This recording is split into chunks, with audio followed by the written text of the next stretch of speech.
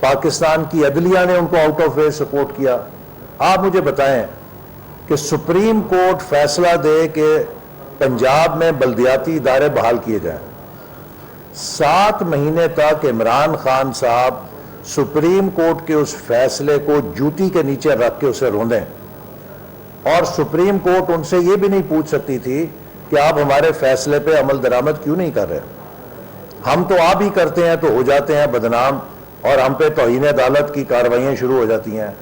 اس سے بڑی توہین عدالت کیا ہوگی کہ سپریم کورٹ نے بلدیاتی ادارے بحال کیے. 7 مہینے تک عمران خان اور عثمان بزدار نے اس فیصلے کی دھجیاں اڑا دیں, کوئی پوچھنے والا نہیں تھا انہیں. تو اس سے زیادہ سپورٹ طاقت کے مراکز سے کسی حکومت کو کیا مل سکتی ہے؟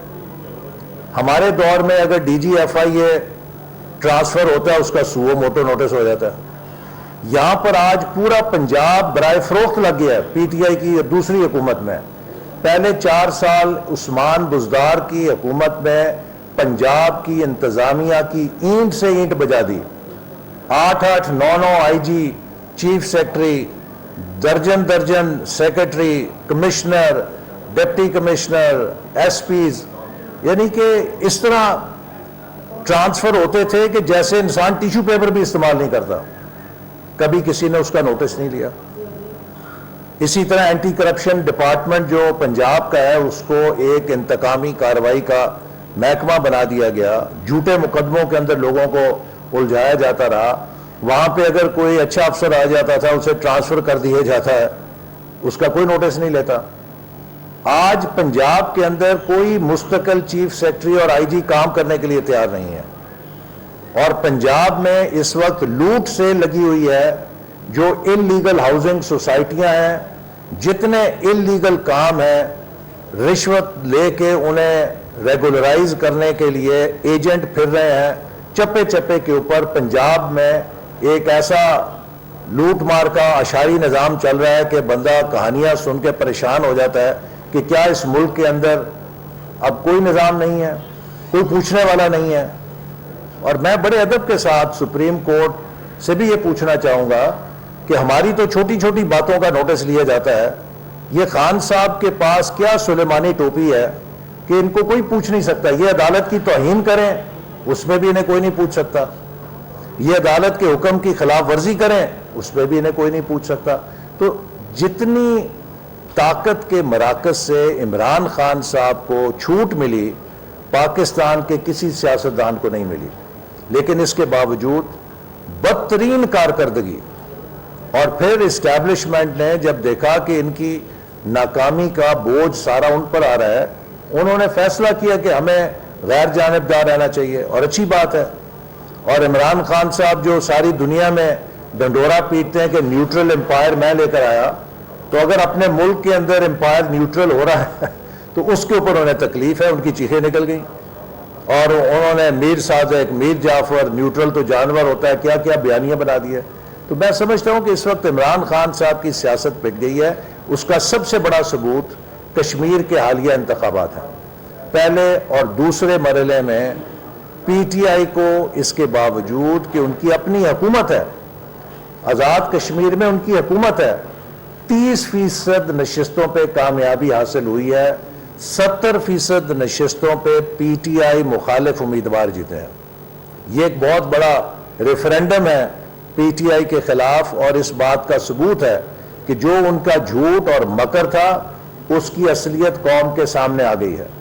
اور جو انہوں نے قومی اداروں کے خلاف کیمپین چلائی, جو پاکستان کے معاشی استحکام کے خلاف انہوں نے مہم چلائی, لوگوں نے اس کو مسترد کیا ہے.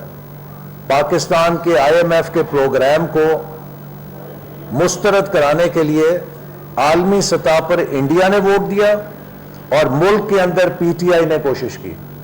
تو انڈیا اور پی ٹی آئی پاکستان کے آئی ایم ایف پروگرام کو سیبوٹاج کرنے کے لیے ایک پیج پر تھے. آج بھی سوشل میڈیا پہ پاکستان کے معیشت کے حوالے سے پی ٹی آئی وہ کیمپین چلا رہی ہے جو پاکستان کے دشمنوں کو چلانی چاہیے, جو ہر وقت پاکستان کے لیے آنے والی امداد کو روکنے کی کوشش کرتی ہے, جو ہر وقت پاکستان کے استحکام کے خلاف پروپیگنڈا کرتی ہے، میں سوال یہ کرنا چاہتا ہوں کہ یہ عمران نیازی کیا یہ پاکستان سے بڑا ہے؟ کیا یہ پاکستان کی ریاست سے بڑا ہے؟ جو لوگ اس کے اندھے شخصیت پرستی میں کلٹ کے اندر مبتلا ہیں، انہیں ہوش کے ناخن لینے چاہیے۔ پاکستان ہم سب کی انا سے بڑا ہے۔ ہم اپنی سیاست کریں لیکن پاکستان کے مفادات سے نہ کھیلیں۔ یہ ملک ہم سب کا ہے اور اس ملک کے استحکام کے ساتھ ہی ہم سب کی سیاست وابستہ ہے۔ اس وقت پوری دنیا غیر معمولی معاشی بحران سے گزر رہی ہے اور پاکستان جیسے ترقی پذیر ممالک کے لیے انتہائی ہوش مندی کے ساتھ، استحکام کے ساتھ اس بحران سے نکلنے کی ضرورت ہے۔ آج ہم نے مردم شماری کی جس تقریب میں ٹریننگ کا آغاز کیا ہے، یہ مردم شماری اپریل کے مہینے میں اس کے نتیجے انشاءاللہ 30 اپریل تک آ جائیں گے، اور خود پی ٹی آئی کی حکومت جس نے کاؤنسل آف کامن انٹرسٹ میں یہ فیصلہ کیا اور میرے پیش رو وزیر منصوبہ بندی اسد عمر صاحب نے اعلان کیا کہ اگلا جنرل الیکشن نئی مردم شماری کے اوپر ہوگا اکتوبر 2023 میں۔ تو اگر ہم نئی مردم شماری کو چھوڑ کے جنرل الیکشن کی طرف جائیں گے تو پاکستان کا اگلا الیکشن پہلے سے ہی متنازع ہو جائے گا۔ پاکستان کسی نئے سیاسی تنازع کا متحمل نہیں ہو سکتا، اور وہ فیصلے جو عمران خان صاحب نے خود سی سی آئی کے ذریعے کیے اور جن کا اعلان اسد عمر صاحب نے خود کیا کہ اگلا الیکشن نئی مردم شماری کے تحت ہوگا، انہیں اسی کی روشنی میں کچھ صبر کرنا چاہیے۔ اور یہ مردم شماری جب ہوگی، اس کی روشنی میں الیکشن کمیشن نئی حلقہ بندی کرے گا، اور اس حلقہ بندی کے نتیجے میں اگست میں جب اسمبلیوں کی مدت ختم ہوگی تو اکتوبر 2023 میں نئے انتخابات منعقد ہوں گے۔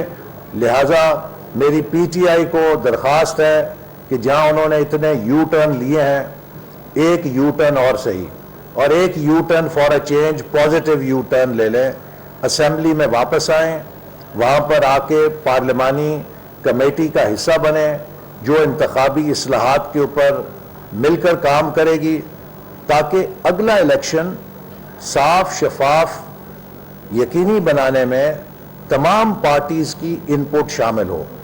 ہم اس بات کے متحمل نہیں ہو سکتے کہ اگلے عام انتخابات کے بعد پاکستان میں کوئی نیا سیاسی بحران پیدا ہو۔ پاکستان میں ہمیں استحکام چاہیے، پالیسیز کا تسلسل چاہیے۔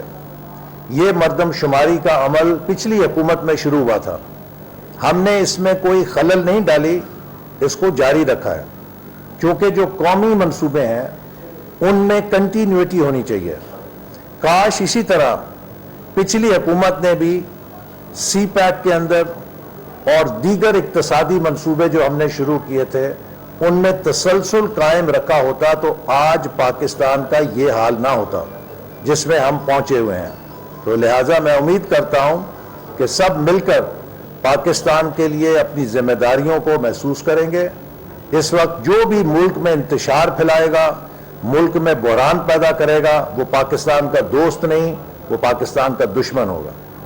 سر یہ بتائیں کہ آپ نے مردم شماری